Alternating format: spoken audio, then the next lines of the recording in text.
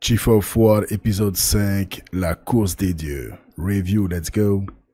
Des infos avant de vous donner un résumé de l'épisode et ma critique. C'est le 5e épisode de la saison 1 diffusé le 22 août 2025 sur Apple TV. Le 8e épisode indicatif est prévu pour le 29 août 2025. La série comptera 9 épisodes au total. Alors, résumé de l'épisode d'abord. Ah oui, on a le retour de Kayana. Kayana revient à Hawaï à bord d'un navire apportant des armes, fusils et munitions prêts à soutenir Kamehameha. Il réclame rédemption et espère se joindre à la lutte de Kahekili. Les gars, quand Kayana revient, le mec il est pas bien accueilli. Genre, c'est sûr, tu vois un Polynésien avec des gens d'Europe. Les Hawaïens sont comme ça. Non, mais t'es qui toi qu'est-ce que tu nous veux? Pourquoi tu viens celui-là avec des blonds, avec un gros navire? Et il y a surtout sa réunion avec sa femme, son frère, et c'est la femme de la soeur de sa femme et un autre bro. Ça, c'était pas mal. J'ai bien aimé parce que c'était que de la musique de Hans Zimmer, il n'y avait pas de voix, quoi. Il n'y avait pas de son. Ensuite, la méfiance de Moku. Ouais, le papa de Kahumano. Moku, conseiller principal de Kamehameha, reste profondément méfiant envers Kayana, marqué par sa trahison passée aux côtés de Kahekili et son rôle dans le massacre d'Oahu. Il le voit plus comme un manipulateur que comme un allié fiable. Bon, après, c'est compréhensible. Les gars, Moku, il a que la vision globale. Il sait pas que Kayana, on l'a menti par rapport à la prophétie, c'est le roi de Hawaï. Et il s'est dit, attends, le mec, il va aider le roi de Hawaï à envahir Oahu. Il se barre avec des Européens. Et après, il vient avec des Européens sur mon île.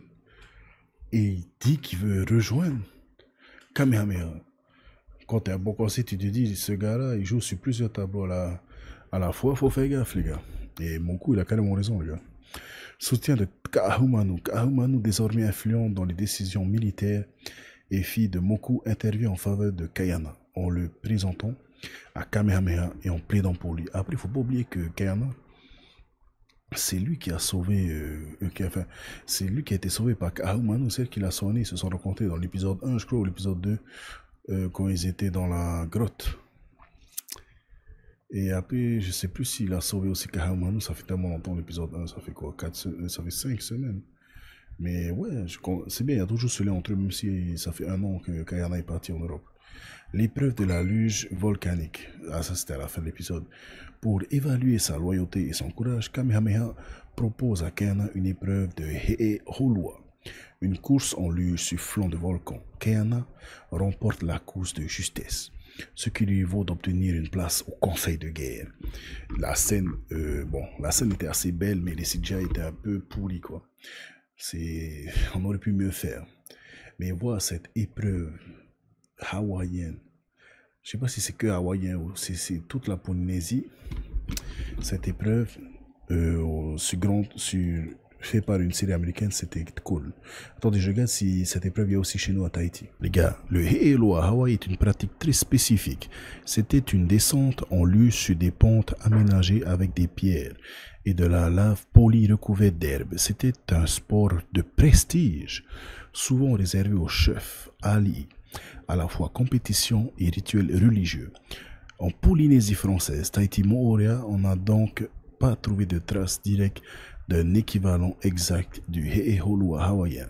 Cependant, à Tahiti et dans d'autres îles, les anciens pratiquaient des jeux de glissade, mais plutôt sur des pentes herbeuses ou terreuses. L'aide de la planche de bois de tronc de bananier, ou simplement en se laissant glisser.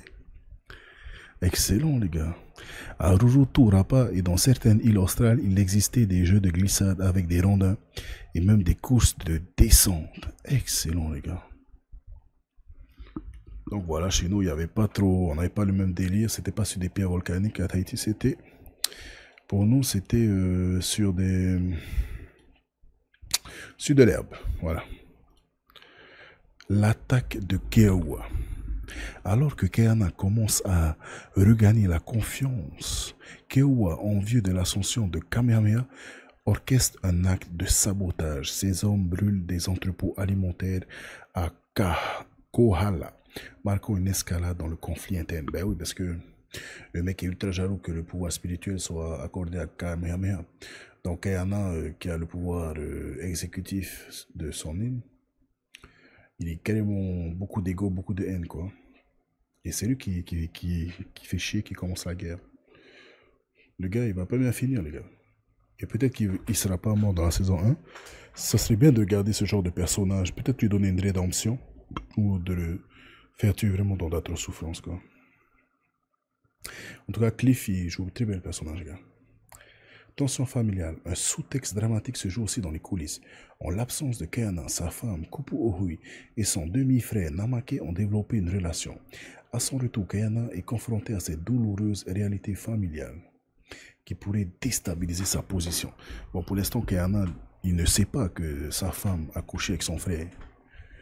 Mais moi, j'avais pitié pour Namake, genre, il vient enfin d'avoir la meuf qu'il a toujours rêvé, et il y a son mec qui revient un an plus tard. Et la meuf, genre, rien à foutre de Namake, elle va sur Kayana, ouais, elle bang avec Kayana, elle a rien à foutre. Genre, elle a juste été un Namake pour bouche-trou, quoi. Et le mec, il est tout seul sur la plage, PLS, il n'en peut plus.